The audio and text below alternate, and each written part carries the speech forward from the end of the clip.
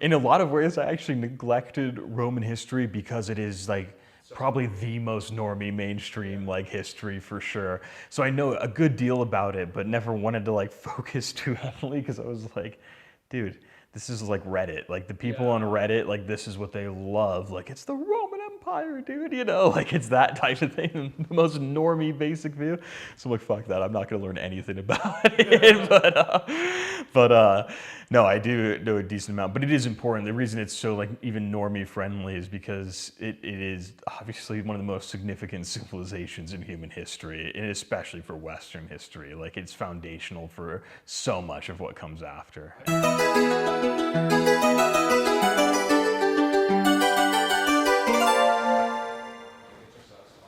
Yeah. Well, if you're going to do any good history show, it's like the elephant in the room. You have to talk about Rome at some point. Like Roman history, definitely not a specialist, but it's one of those things. It stands like a giant in the historical record and certainly in the public imagination. There's a lot of what people think about the ancient past is related to Rome in some way, especially in a Western context. So much of the later history, through the Middle Ages into the early modern period, related to Roman culture and history in some way. It was either trying to claim the mantle or reconstruct the cultural and artistic elements that existed, rediscover the learning, etc., etc. Roman civilization is essentially the term of comparison for modern civilization in many respects. A lot of times when people talk about civilizational issues relating to the modern day United States, they'll look back or invoke Roman history as some sort of example that we can look to say, this is where we're making or doing something wrong. This is where we're faltering in the way that the Romans did, and look what happened to them. I will say, I find the terms of comparison between the modern United States and Rome to be tenuous at best. I think they're less sure and less relevant than people usually take it to be. I think the term of comparison can only really be drawn if you have only a superficial and artificial understanding of Roman civilization and how it operated, and really what makes our current condition in modern times so radically distinct. So I don't think just because they had the same governmental system in some sense, like a republic in one of their political phases, that was a sort of inspiration for the American founding fathers. I don't think by virtue of that alone, we could say their political system is exactly like ours, and if we have issues in our republic, we can connect them to issues in the Roman Republic. For me, the conditions, the politics, the way it manifested are just so radically divergent that the term of comparison doesn't actually work. And that might put us in an interesting position in regards to the American history. It might not be easy to say, we have these issues, Rome collapsed, we have to avoid them the same way. And this is something that's ongoing in the popular discourse. I don't think that's necessarily possible. And that'll be something interesting to consider. We might have to look to other historical examples, or at least a more rigorous consideration of what Rome is in order to draw a more meaningful comparison. We know the way it's typically told in the history, Rome began as a kingdom, a small like settlement in the Latium region of what's now central Italy. And they were an Italic people speaking an Indo-European language related to that broader Italic family. But this early history, this foundation of the city, the kind of mythology of Romulus and Remus, the two brothers who, one kills the other and founds the city, this whole narrative structure, it relates to only a single particular Roman author writing much later and writing for certain political purposes in his own right too. And by this, we have Livy in mind. And this is what makes telling the early story of Roman history rather difficult. Livy is actually the only source we really have for both the kingdom period of Rome and the early Republican period. So we're talking the first 200, maybe 300 years of Roman civilization from about the 8th century BC to about the 5th or 4th century BC. Our only account of this in the written sources is one author. And what makes it worse, it's not even the complete works of this one author. It's this one author's select few books. And we know that there were more because he references them in an appendix or a glossary in one of the other works. I forget the exact numbers off the top of my head, but the reference books total at about 104 or something like that. We have about 4. We're missing 100. That makes it really difficult. It actually means for one of the most consequential civilizations in Roman history, we're kind of in the dark for a lot of its early founding and how the political transformation from kingdom to republic even occurred, and how certain institutions that developed in the early republic even occurred. But this is the kind of general narrative account. The city's founded by this brother, Romulus. He was a twin. He was abandoned at birth. Him and his brother Remus were raised by a she-wolf. Eventually, they come back to this particular area. They have it has some sort of bizarre sacred designation. There's something related to the fact that there's 7 hills there and a particular river. The way it's told by Livy, this has some special significance, and it's going to be the designation for this settlement, this city. But the brothers fight. Romulus kills Remus, and he becomes the sole founder of the Roman settlement. There's some other early kind of mythology or narratives that Livy describes, where initially it was a settlement only of men. There was no women there, and some of the men who had been attracted to the settlement were criminals or outcasts from other cities nearby.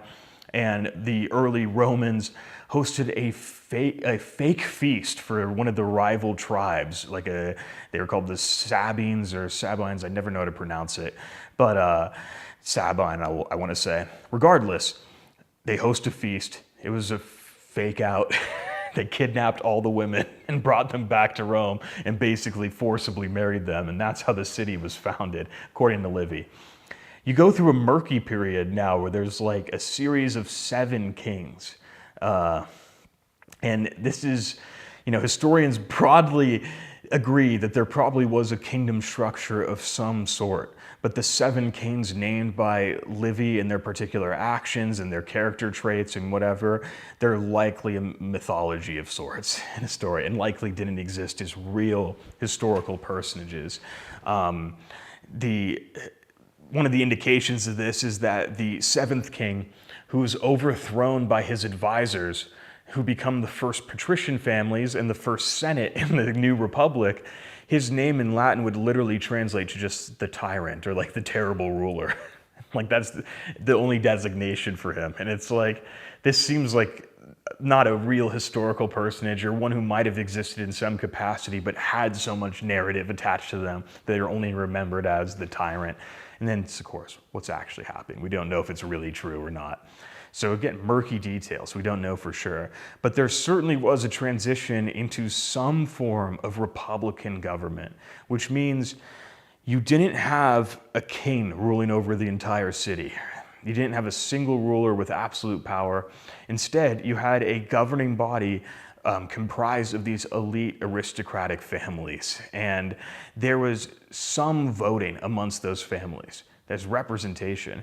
Not necessarily for the common person. It's not like the way we would understand representative government and that form of governance, but the aristocrats were able to vote amongst themselves and select what the kind of trajectory of the civilization would be. What are we going to war? Who holds power? Who are we electing as our leader to represent us?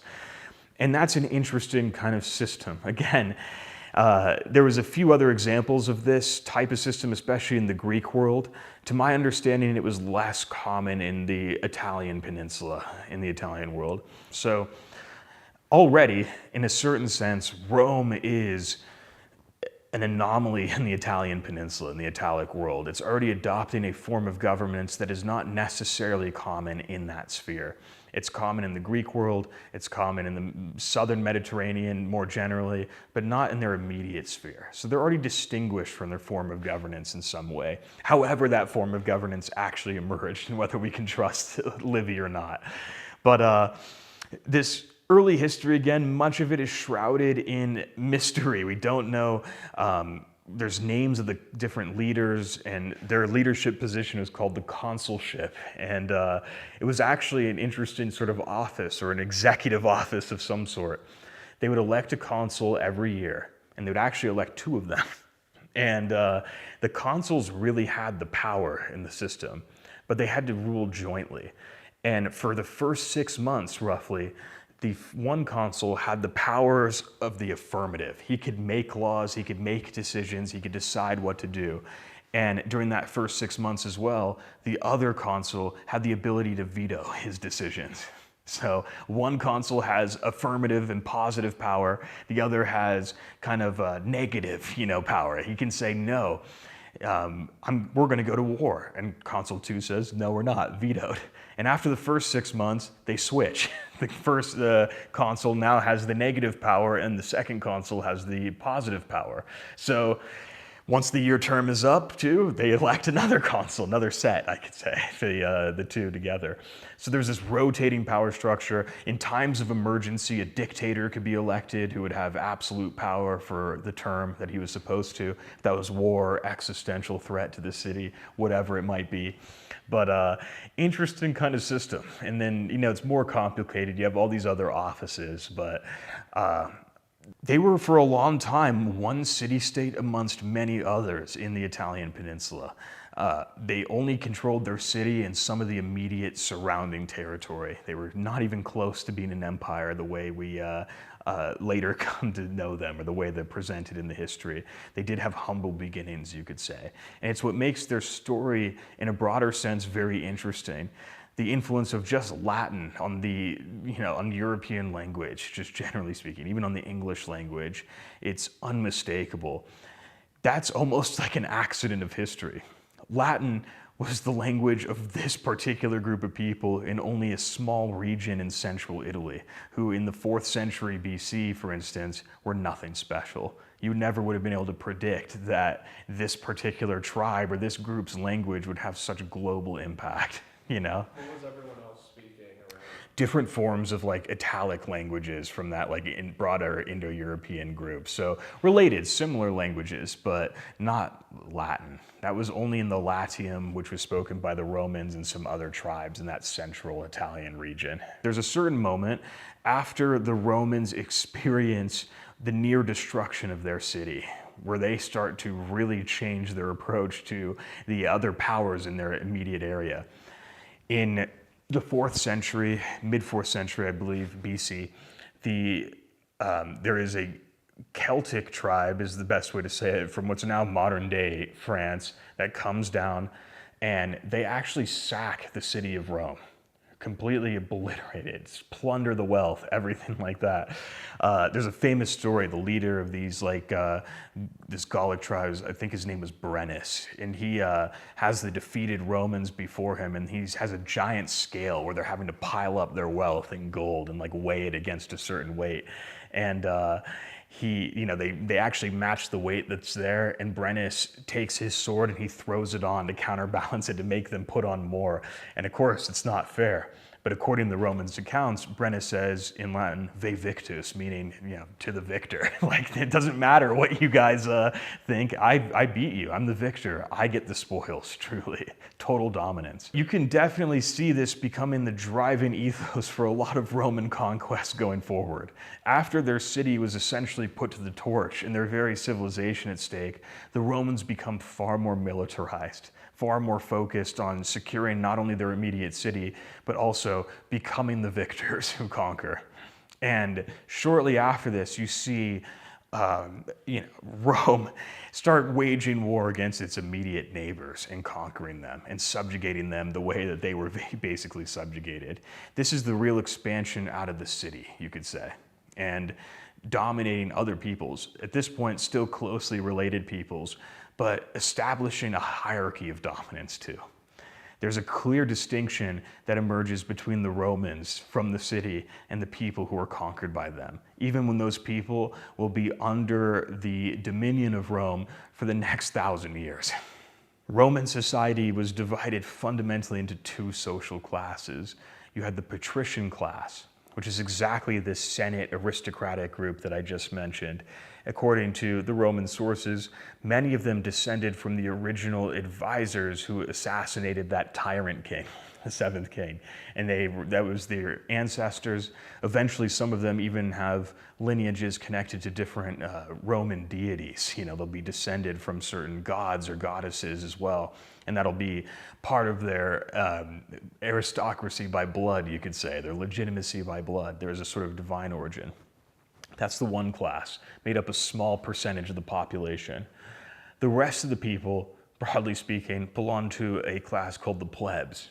They were the plebeian class. They were effectively peasants, you know, or small farmers, working estates owned by the patrician families.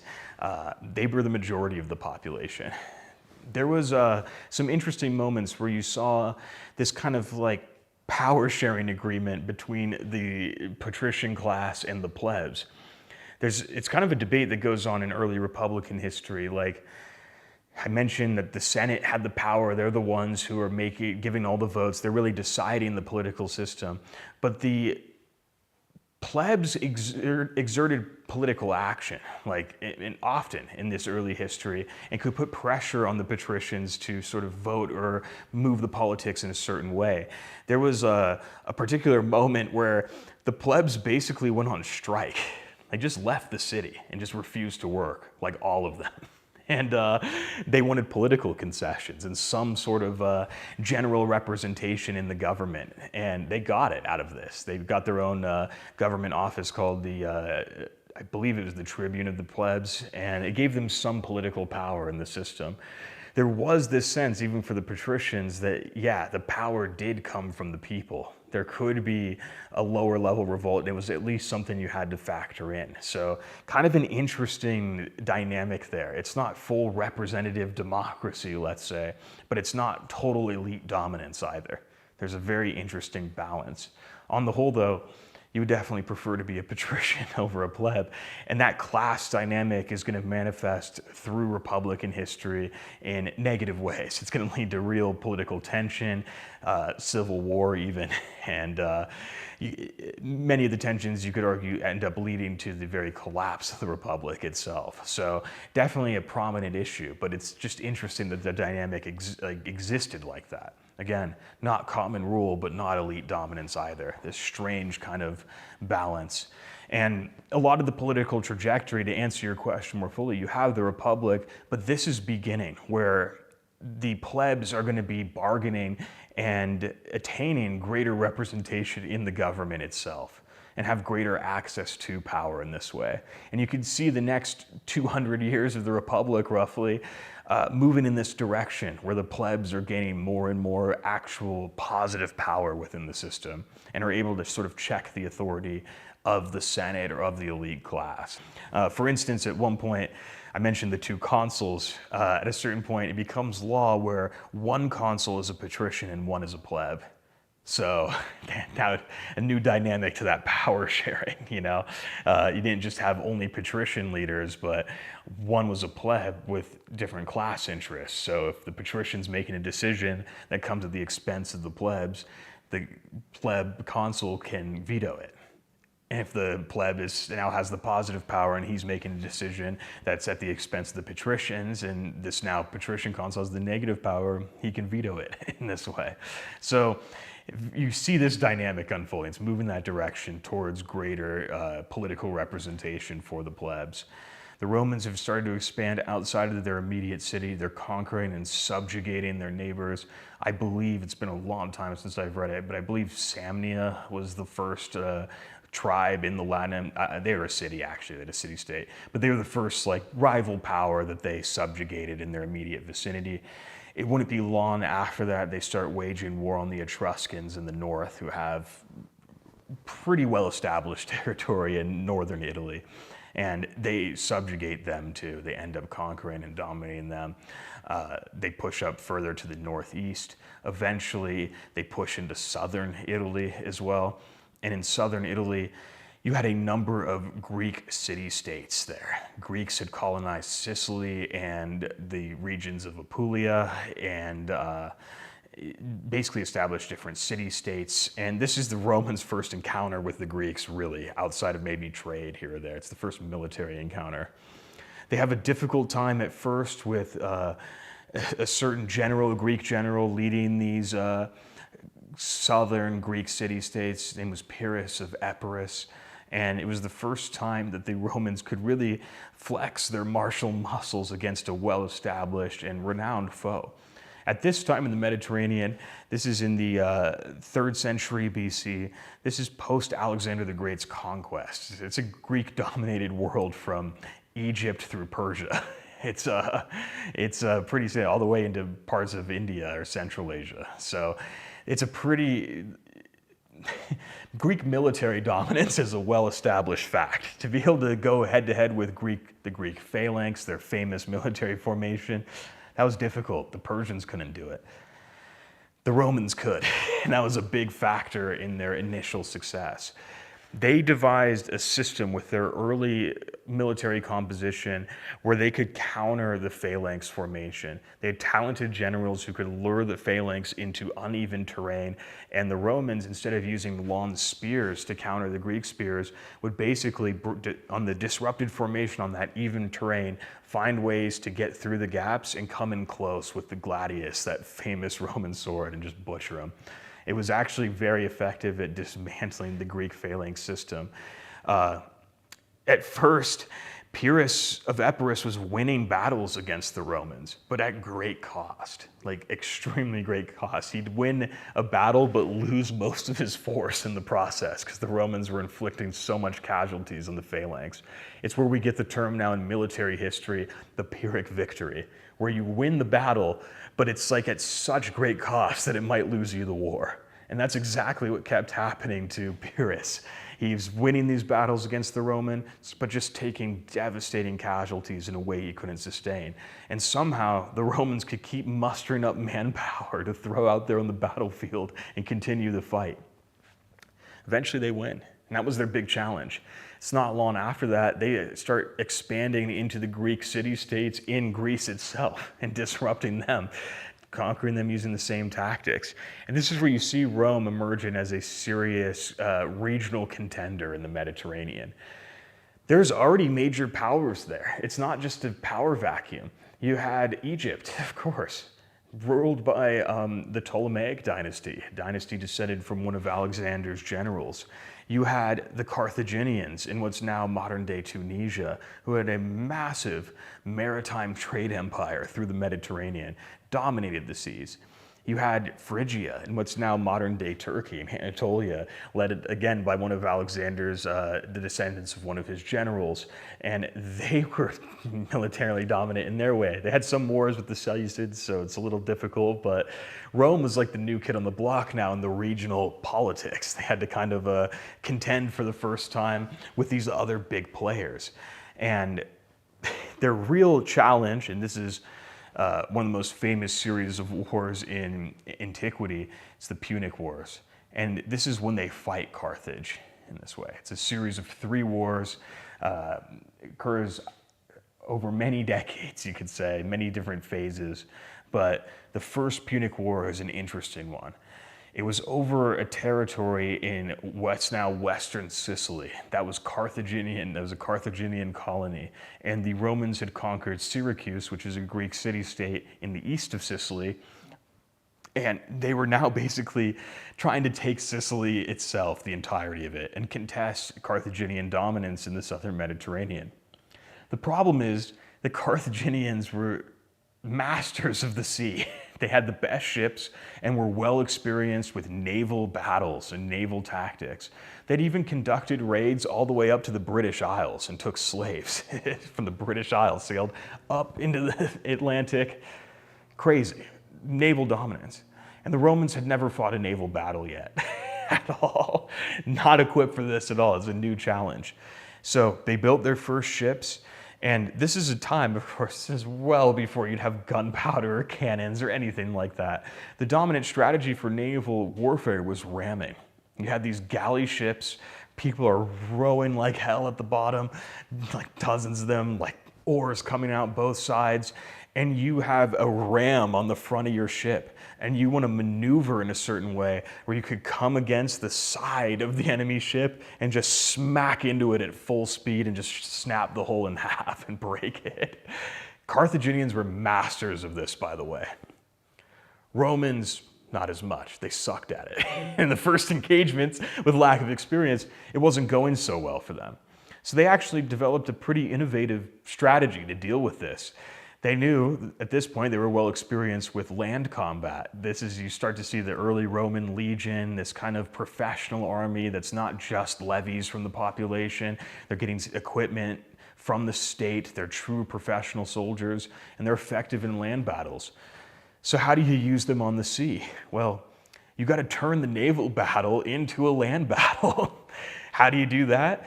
Well, they invented this almost like bridge contraption that was on the series of ropes, and it's hoisted up. And it has these like hooks at the bottom. And it was called the corvus. It's like a crow's beak is the name for it. And they would try and pull up next to a Carthaginian ship instead of ramming it. And as they got close, they would release the bridge, and had so much tension from these cables, basically, it would smack down with enough force to pierce into the wood and hull of the other ship and hook onto it to where they couldn't take it out. And now there's like a bridge going ship to ship. When that happened, they'd have these legionnaires already ready with all of their swords, the shields, everything, armor, and they'd just charge across the bridge and start butchering the people, the crew on the other ship, and take it over. So sick. It worked. It was totally effective. They actually started winning these massive naval battles against the Carthaginians using this tactic. And it was a brand new innovation for naval warfare in the time. Some of the largest battles naval battles in human history in terms of ship count occurred during the First Punic War. Hundreds of ships involved. Wow.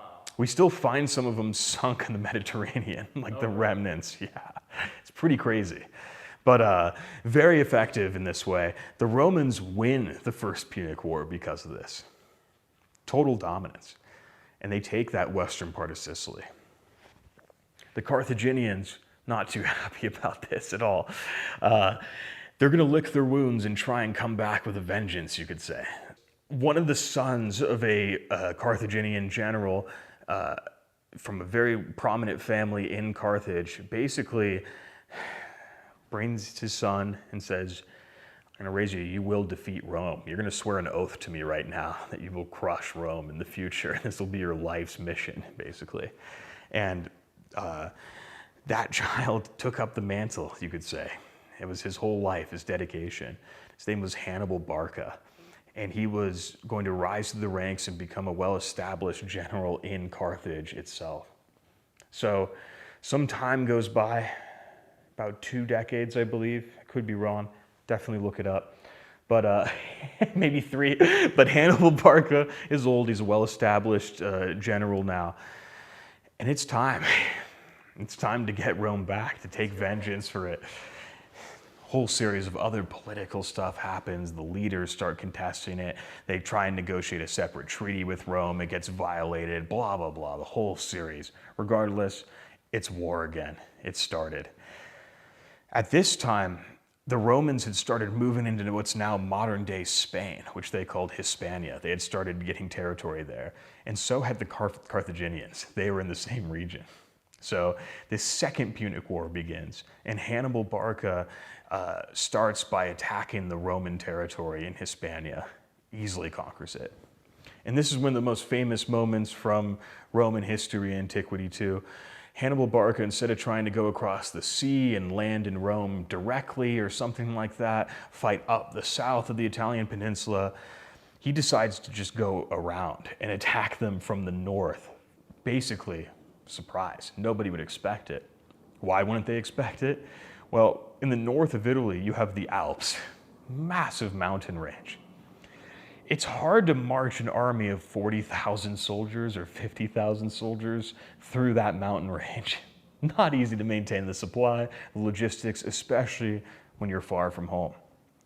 But he's going to do it. He makes alliances with the different Celtic tribes and the different Celtiberian tribes in the Iberian Peninsula, and he basically gets safe passage through there, and he marches all the way through, and he takes his army, very famously with war elephants from Africa, through the Alps.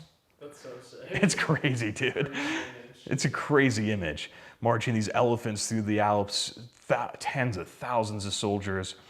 And he does it successfully. And he ends up in northern Italy, which is Roman territory. And they certainly weren't expecting him to be there. He goes on a rampage through northern Rome, conquers city after city, defeats army after army.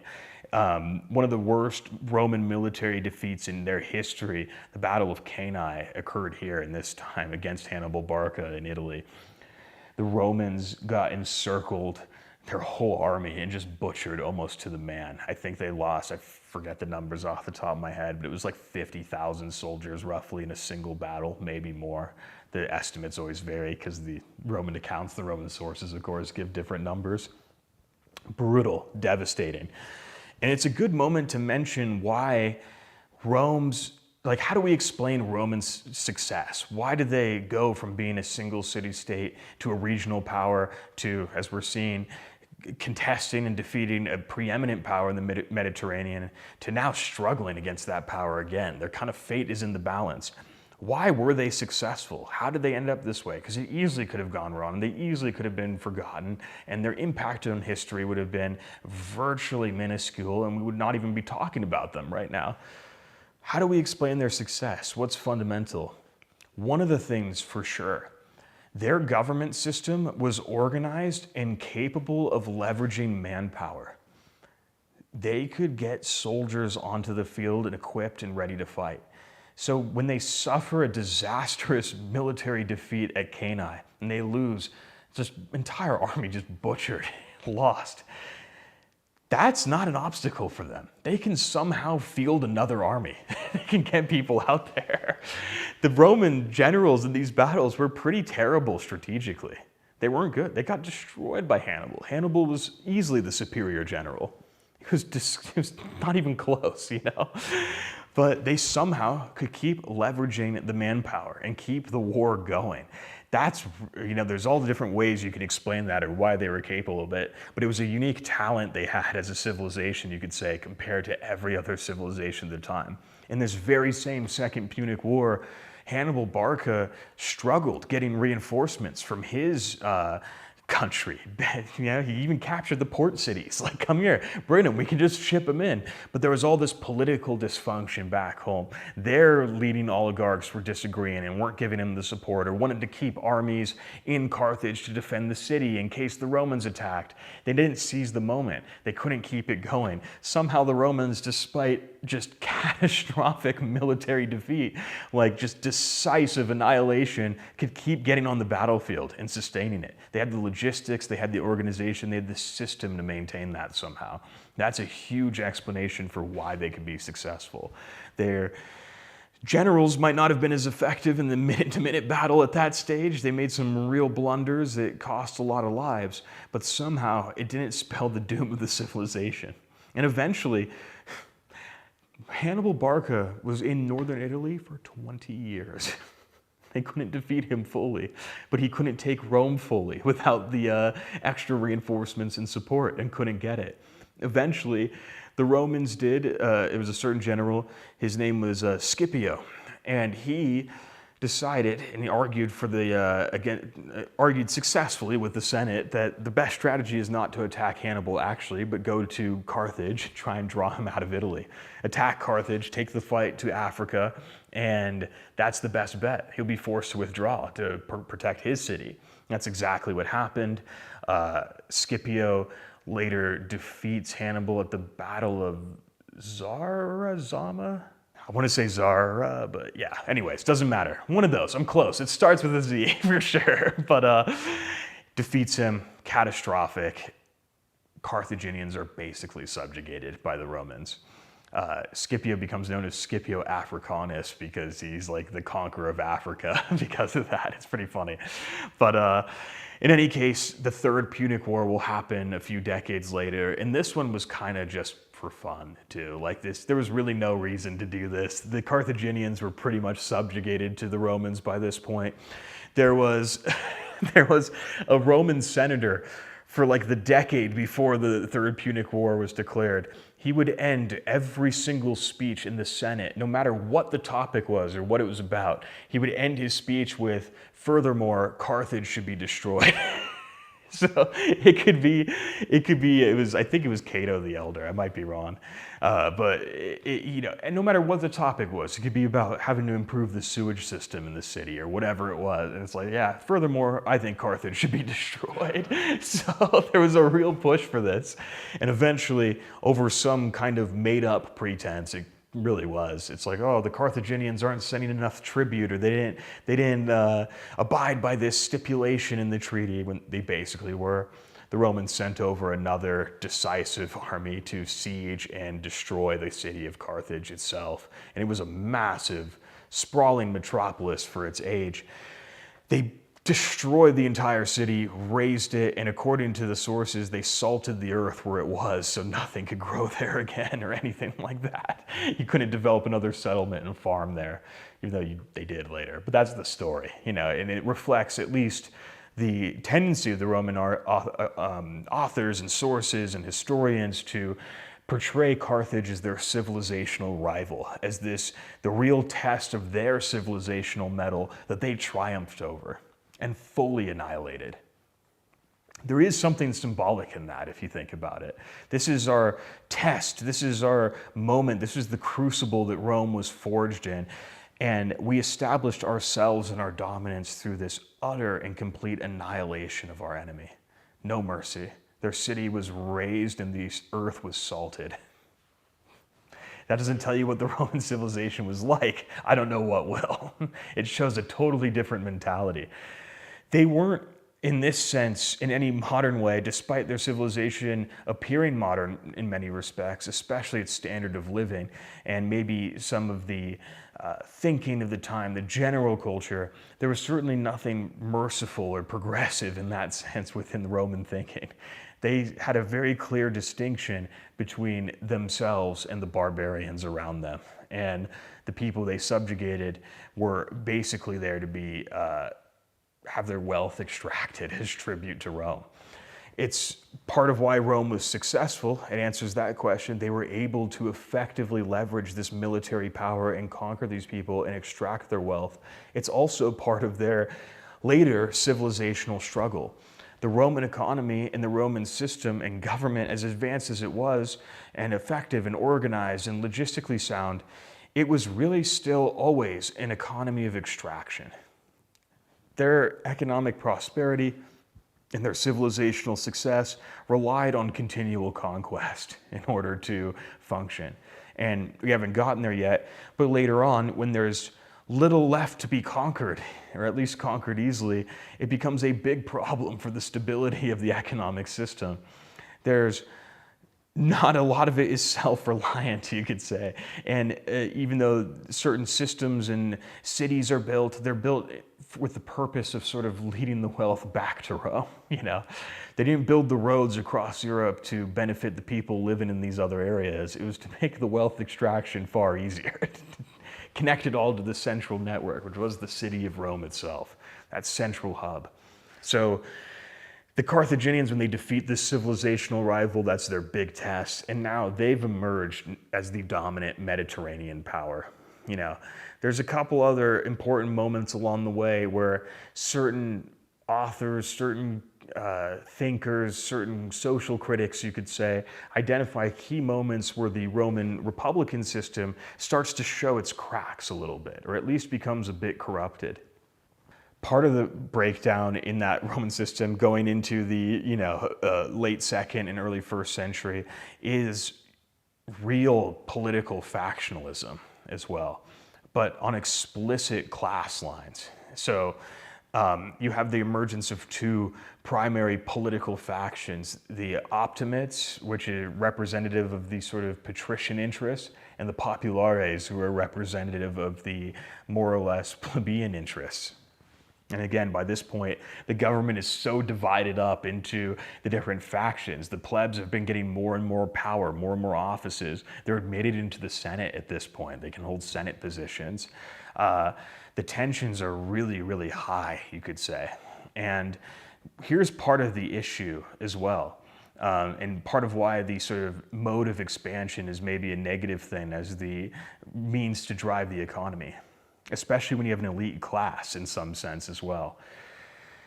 The patricians, who have held a large monopoly on power, are a fixed aristocratic class. You need to have blood descent in order to be a part of them. What happens when you're expanding the entire territory of your polity, of your borders, and you're not necessarily making everybody a citizen, but you're subduing vast populations, at this point roughly millions of people, into a condition that is like peasantry? And even the plebs in the system are ever numerous and growing, and your close related families are not. You are making yourself a permanent minority in the system. You're shrinking your actual say in the system because you're becoming an ever more restricted elite just quantitatively. And the issue is exaggerated when Roman citizenship is extended to everybody in the Italian peninsula. Not the whole territory of the Roman Republic itself, but everybody in the Italian peninsula. What you've done is create a lot of plebeians and no patricians, effectively. That means plebeian interests are going to have an outsized influence in the society. And if there already was this dynamic of some sort of power sharing, even when the Senate was its most elite, they still had to factor in what the plebs were doing or what they wanted. Otherwise, they could revolt or go on strike or protest the system. They had some sort of effect. You're in a precarious position, especially when you're not granting these plebs their every want and need. And this is sort of the different, the factionalism. This popularis faction becomes really powerful because the groans of the people start to really drown out the rest of the political system. What do the plebs want? More wealth, more food. And how do they want it? From the state. Full distribution, redistributed from the elite. They want greater ownership over the farms. They want more food. They want a public program that'll just distribute bread to the entirety of the people. And it's interesting, one of the most famous moments in this later Republican history is basically the rise and fall of the Gracchi brothers. They were two brothers from a patrician background largely. They led this popularis faction, and they were elected to the consulship, both of them in different sequences, and their whole program was basically full wealth redistribution in Rome, seizing the wealth and creating state-run programs to just consistently distribute food and bread, et cetera, to all of the plebs. It's cooked. It was cooked, dude. It was cooked. And of course, they have the numbers on their side, and they have an ever more radical and violent group of plebs who are they see the political momentum shifting in their favor. They see that in a certain real sense, they outnumber the patrician families. They also, many of them have been professional soldiers and members of the legion. What does this mean effectively? Well, they might have power. And why go through the system when violence can solve the issue? The Gracchi brothers, in sequence, one almost starts a full civil war or a full revolt of the plebs. He's killed for his trouble, which makes things more radical. His brother kind of picks up the banner, also becomes consul, and actually does lead a revolt, which is put down. Eventually, you see this breakdown of power where a optimate leader from the well-established patrician family, he's elected dictator to solve these issues. His name is Marius, and then Sulla later. I might actually be thinking of Sulla first. There's both of them. And maybe it's just symptomatic of this broader trend. Things were getting rough in the political system. The factionalism was so deep, nothing could get done. And with the threat of revolts and potential civil war, you'd have to elect the dictator who was supposed to give up his position after a certain years, whatever the term was. And I think Marius was the first, but it might have been Sulla that was the first too. And it's Sulla I actually do have in mind.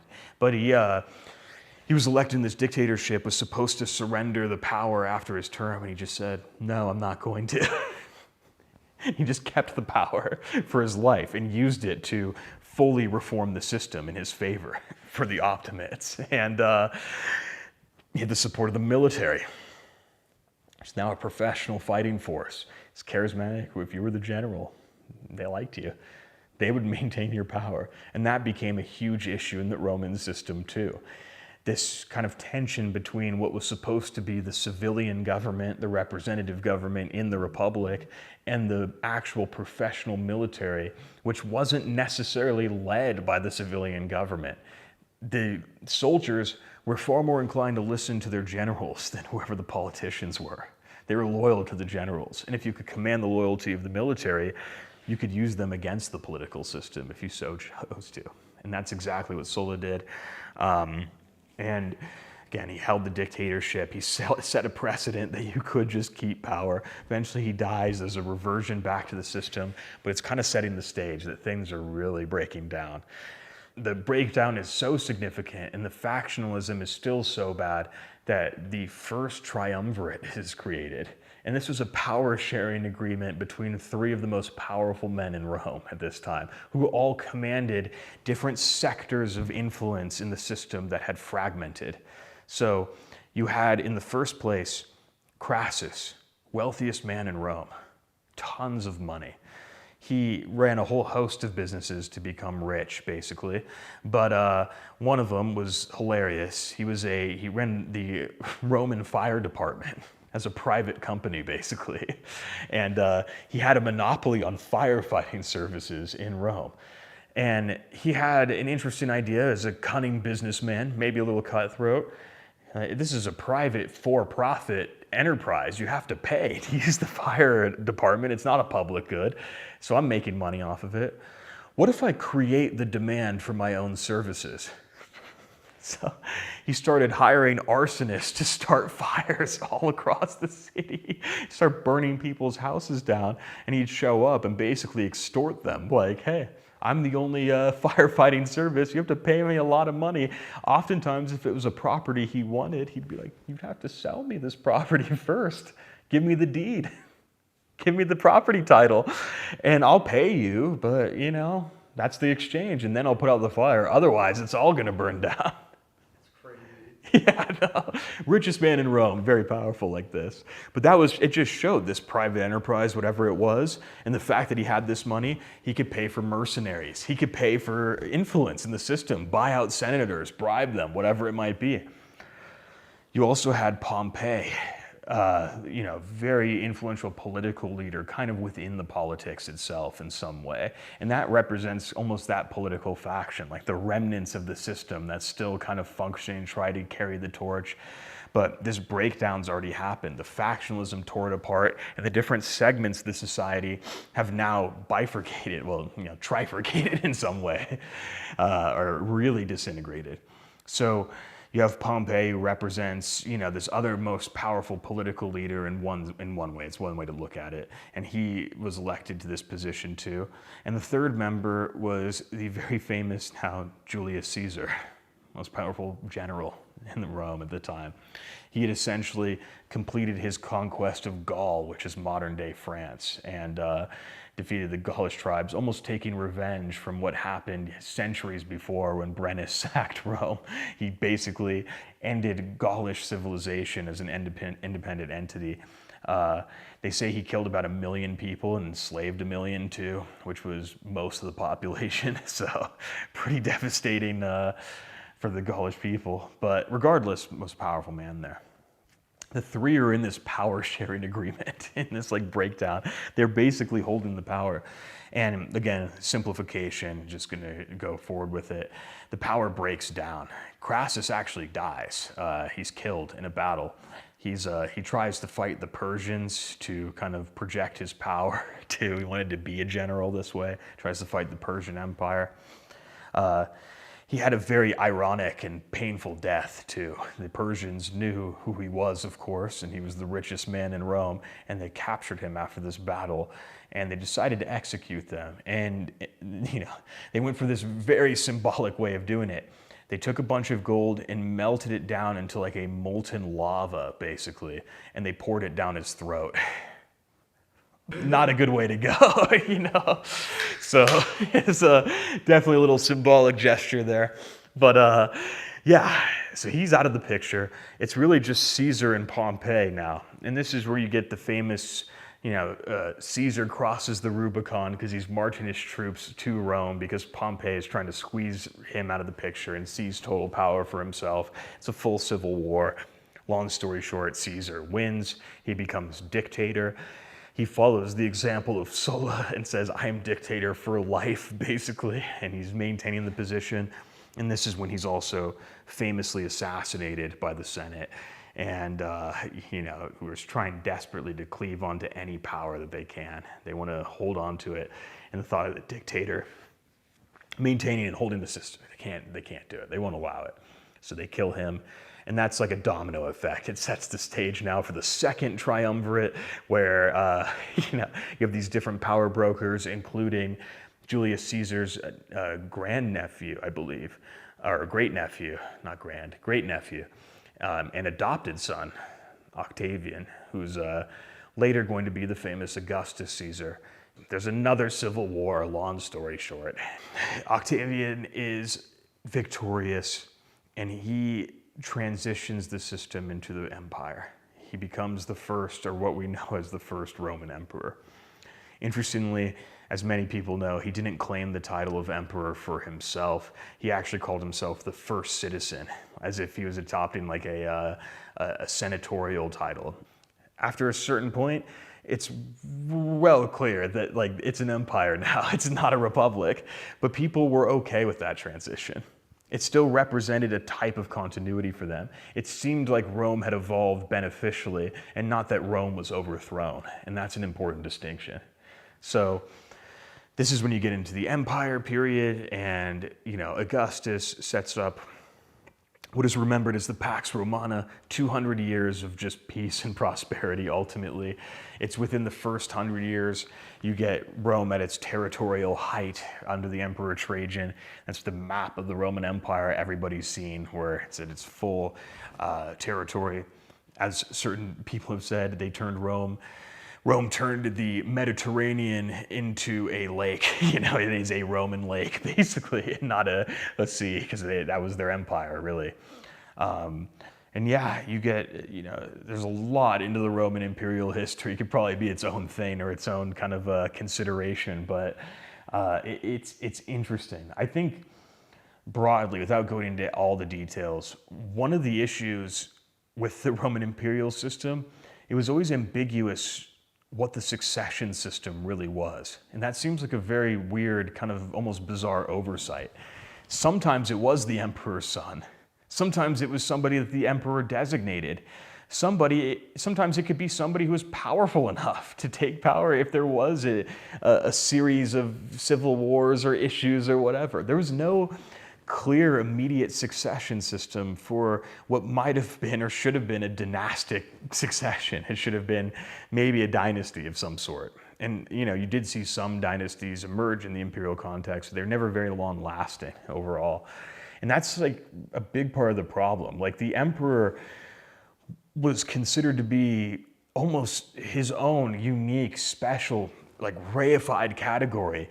Like the idea of it being an office and not a personality was unthinkable. And that's like maybe an interesting distinction there. It's not like you were holding the seat or the throne or some sort of office of emperor and then you passed it on to your son. It's like, no, the imperial authority itself is embodied in the individual, the one who possesses it. And it's not necessarily a guarantee that his son possesses it too. Or other eventualities can intervene, and it could be somebody else. Like, it gets complicated in the actual history. And it might have even related to the religious beliefs, where after Augustus and his rule, when he died, he was deified. He was turned into a deity and worshipped as part of the Roman cult. And every subsequent emperor was deified after their death too. And no matter what religious group or sect you were a part of, you had to have a statue of the emperor in your temple or your religious site of worship, and you had to pay homage to the imperial cult. So there was this sort of interesting kind of personal element to the emperor, where it was seen as an individual who might have divine elements as part of their personality and not an office that the individual occupies. The practical reality then becomes, if there's no succession, you're opening the door for chaos. That happened quite a lot in the imperial system. And you had a series of bad emperors too. There was no mechanism to sort of limit their power or sort of deal with it or check it in any way. And some of them did engage in just arbitrary rule and a whim. You just have to look as far as the third emperor to see that already happening. Caligula, very famous for his madness, as it's understood, although some historians have revisited that evaluation. But, because there's no inbuilt mechanism to actually deal with a terrible emperor, somebody ruling through excess, the way it was usually handled was just assassination, which could then lead to a whole host of chaos after the fact, What makes it bizarre is even, and this is jumping the gun a bit, but even in the Byzantine Empire, for the next 1,000 years, even after the fall of Western Rome, they still have this issue in some sense. Even in a Christian context, where there's no longer the cult of the emperor, there's still this very bizarre idea about the emperor as a person and not a office that you're occupying. So much so that even his bodily constitution is seen as a necessary precondition for his rule, meaning he couldn't be deformed or disfigured. And one of the ways you deal with political rivals is cutting off their nose or blinding them if they were emperor, because if they had these deformities or were disfigured, they couldn't hold the office or couldn't be emperor. So you see this very strange kind of, I keep calling it strange or bizarre, maybe it is totally explainable, but it was different than at least the Western model of monarchy that emerges, which has the divine right of kings, but sees the individual embodying something else, like a principle of rule outside himself. Whereas this Roman ideal is very personality focused. It's embodied by the individual, and they're not necessarily just holding a position or an office of some higher authority. We could talk about the fall of Rome as it's famous, what leads to that. I've been identifying maybe some of the issues in the political system.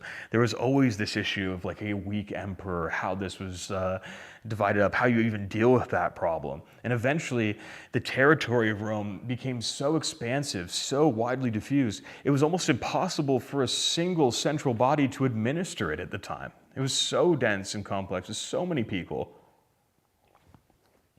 They estimated at its height, over a quarter of the world's population lived in Rome, the Roman Empire. That's a lot of people in the Mediterranean.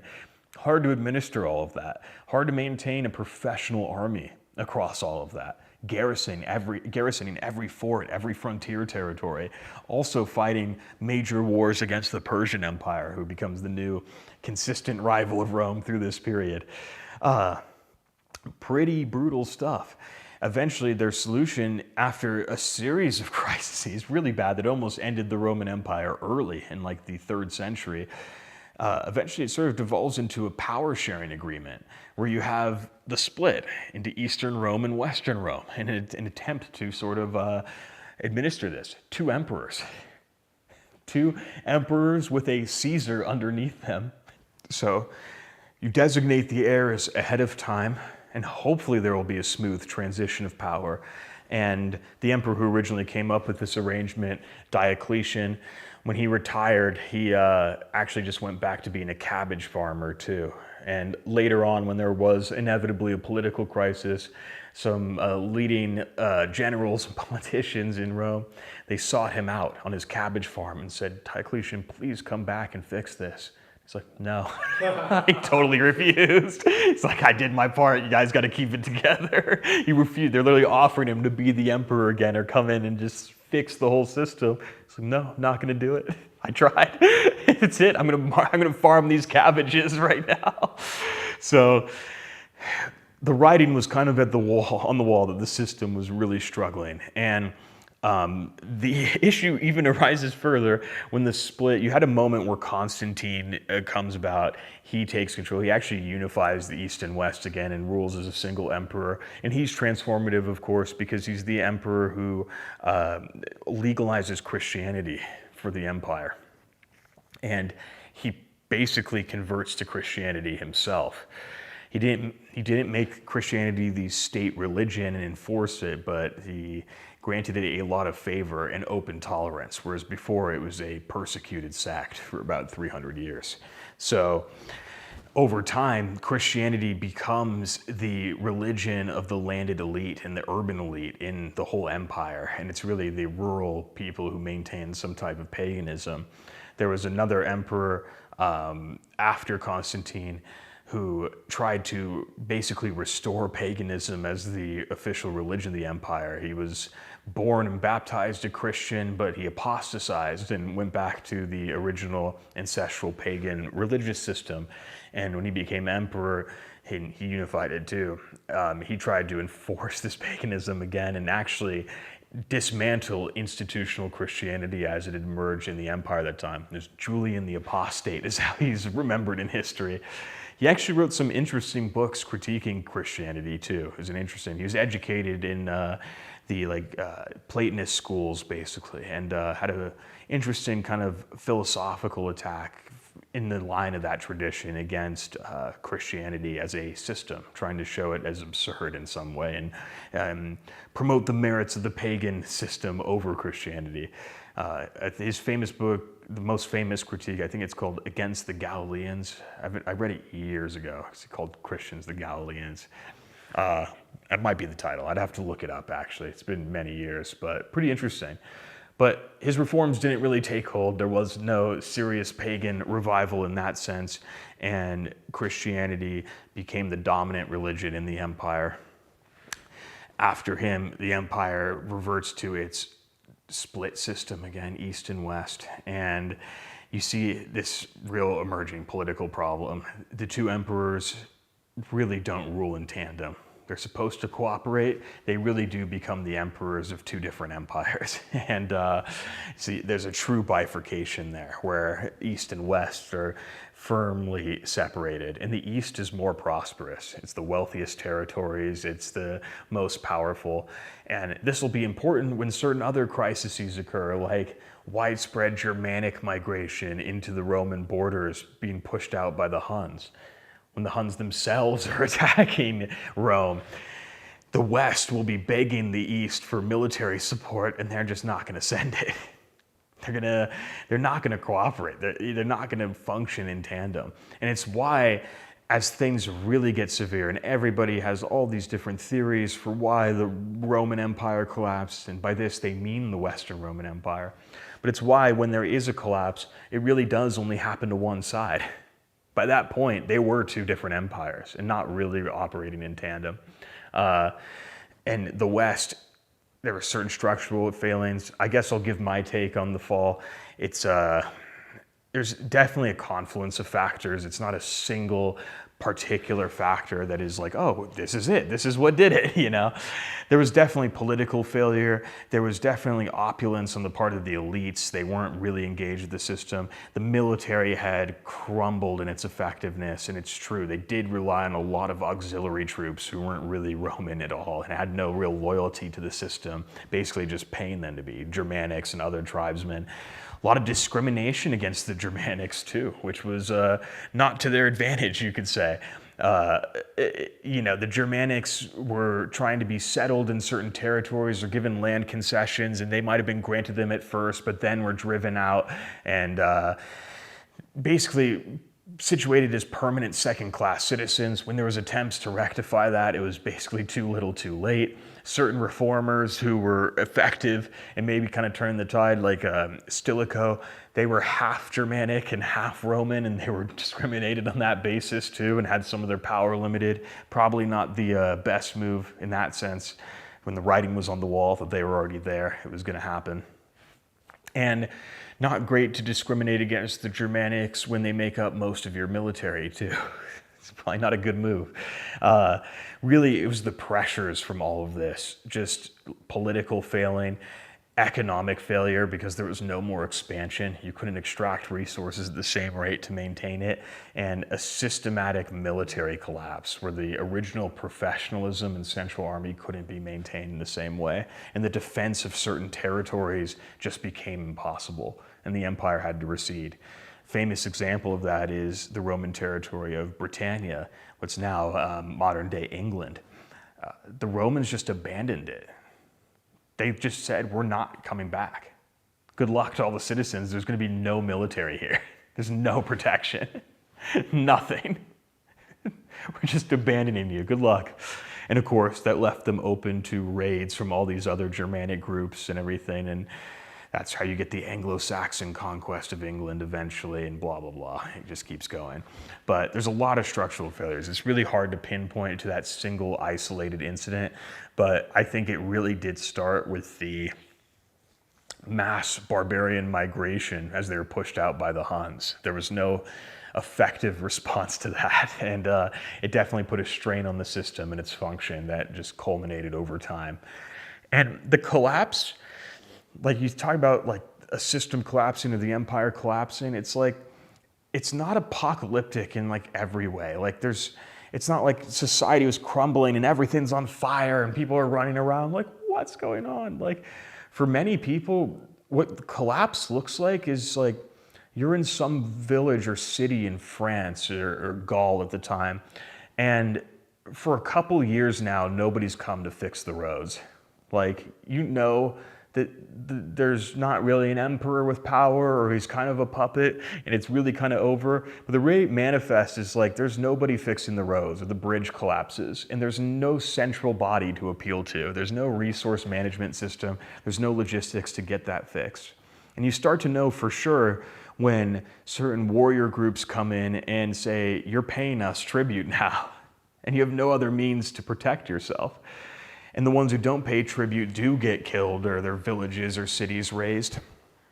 And it inspires others to pay tribute, to establish that.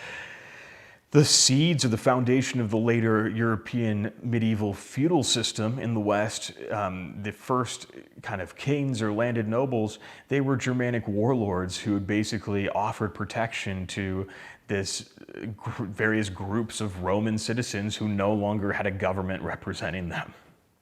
And like, I'll protect you from the other Germanic warlords if you work my fields and pay me the grain, and I'll live here and I'll keep the army. And those are the first like feudal nobles, early feudal nobles. It's a amorphous concept, but you get the idea. For new landed elite filling a power vacuum.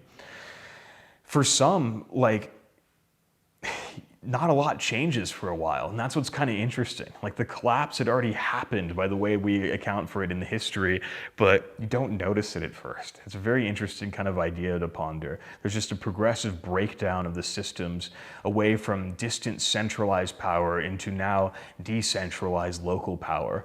And the ones who are capable of adapting to that new arrangement are the ones who are successful and perpetuate their systems into the new future. The ones who are less capable of adapting to that circumstance are washed away with the history and essentially disappear.